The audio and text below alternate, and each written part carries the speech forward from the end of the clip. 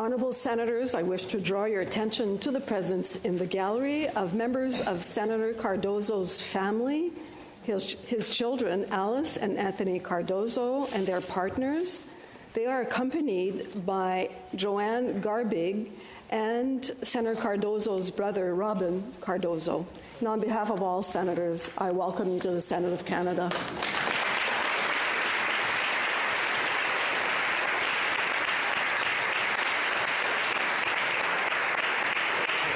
Senator Cardozo.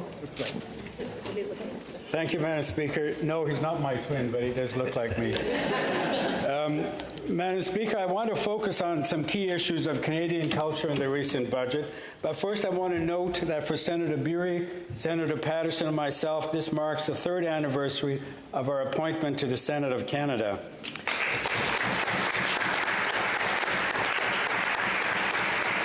It, of course, remains a deep honour for me to serve in this important chamber of Parliament, and certainly with all of you as colleagues.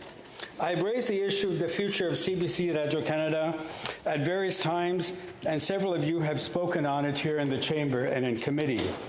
The recent budget took the important step to provide the public broadcaster with $150 million extra this fiscal year.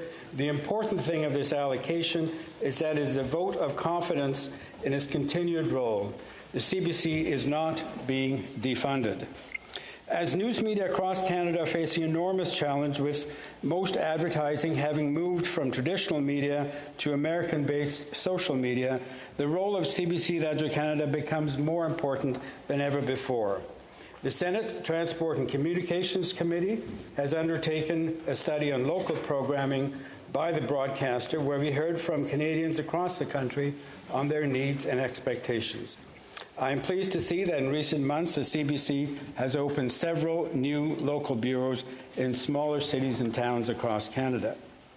Local news is what Canadians yearn most, and the Canadian public broadcaster has a special obligation to fill that gap across this vast country. On news media at large, I am glad that various programs directly or indirectly tied to the Canadian Heritage Department will continue to support the presence and growth of traditional and new online news media.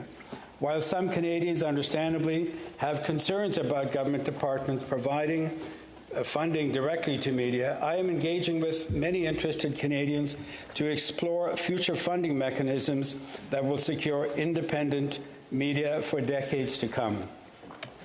Le Canada a une longue tradition de création d'institutions.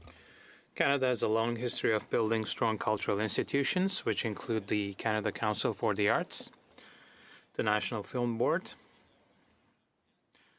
national museums located in the national capital, in Halifax and in Winnipeg.